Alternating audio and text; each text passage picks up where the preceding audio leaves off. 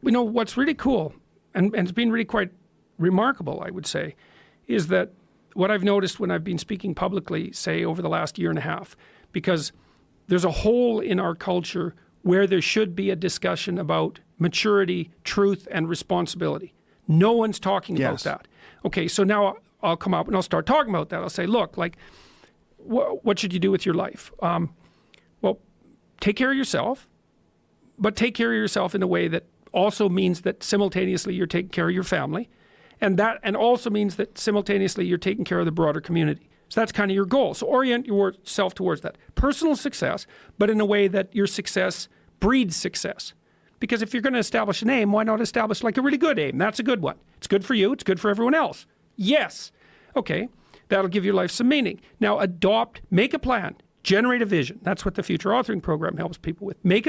Develop a vision of what your life could be like if it was worth living, despite all its suffering. It's like, what would you need so that you would be happy to be alive?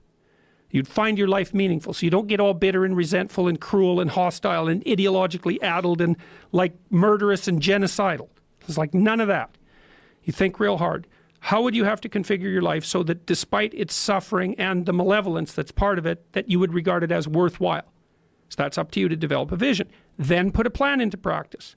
And so when I talk to people about this, and most of my audiences are young men, it's probably about 65, 35. More and more women are showing up, but that's about what it is right now. The halls are dead silent.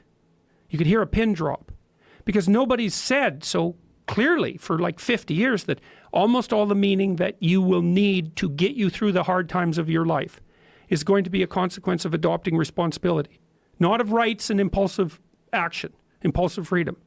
Like, fine, rights, yeah, got it. Freedom, no problem. Even freedom to do impulsive things, fine. But that isn't where you're going to find the meaning that keeps you sustained through the storms of life. That's going to be, you take care of yourself, you take care of your intimate partner, you take care of your damn family. You don't run off. You take care of your community. You rescue the wisdom from the past. You stand up straight and you be courageous despite the fact that life is tragic and tainted by malevolence. It's like that's ancient wisdom. That's what that is. Compare yourself to who you were yesterday, not to who someone else is today. Yes. Because you need to have a hierarchy of improvement. You need to be aiming for something. And that means you're going to be lesser than people who've already attained along that dimension. Yes. And that can give rise to envy. So the question is, who should you defeat in the final analysis? And the answer is you should defeat your former self. You should be constantly trying to do that. And you're the right control for yourself too, because you're the one who's had all your advantages and disadvantages. And so if you want to compete fairly with someone, then you should be competing with you. And it is the case, and this is what we were talking about too with regards to the self-improvement of the fighter, is, well, if you're improving yourself, then what you are doing is competing with your lesser self. And then you might also ask, well, what is that lesser self? And that lesser self would be resentful and bitter and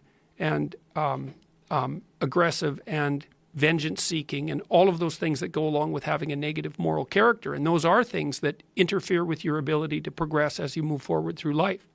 So it's very necessary to understand that this is why, I've been stressing this idea of personal responsibility. It's like, well, personal responsibility is to compete with yourself, is to be slightly better than yourself the next day. Yes. And better in some way that you can actually manage. And that's humility. It's right. Like, well, I'm a flawed person. And I've got all my problems. Could I be as good as person X? It's like not the right question. The right question is, could you be slightly better tomorrow than your currently flawed self?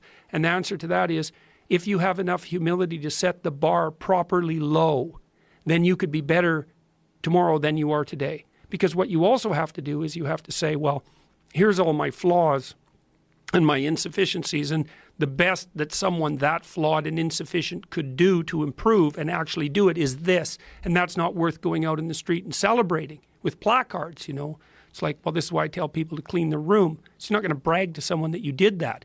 But someone as insufficient as you might be able to manage it. And that means you actually are on the pathway to self-improvement and you're transcending your former self. And you might say, well, what's the right way of being in the world, if there is such a thing? And it's not acting according to a set of rules. It's attempting continually to transcend the flawed thing that you currently are. And what's so interesting about that is that the meaning in life is to be found in that pursuit. So I've been laying that out in these discussions too, because it's saying, well, the fundamental issue is that life is tragic and difficult, very tragic and difficult for everyone. And it's also tainted by malevolence, because no matter how things are tragic and difficult, but there's always some stupid thing that you could do or someone else could do that could make it even worse than it has to be. And so that's life. And you need an antidote to that, because that can embitter you. Constant contact with that. Just the tragedy, but the tragedy combined with betrayal and malevolence, that makes it even worse, especially if it's self-induced. Okay, so you need something to set against that so you don't get bitter and resentful. Well, what do you set against that? Doing something worthwhile, by your own definition, say. You need some reason to get the hell out of bed on a terrible day because you've got something good to do. Well, what's the best thing you can do? Transcend your current wretched and miserable self. There's meaning to be found in that, and and that's a meaning that's associated with responsibility. One of the things that I've been trying to lay out clearly is that life is hard. It's tainted by malevolence and betrayal. That can make you bitter. You need a meaning to offset that. Where's the meaning to be found? Not in rights, not in impulsive pleasure, but in responsibility. You take responsibility for yourself, so you take care of yourself. If you're good at it, you have some excess left over to take care of your damn family.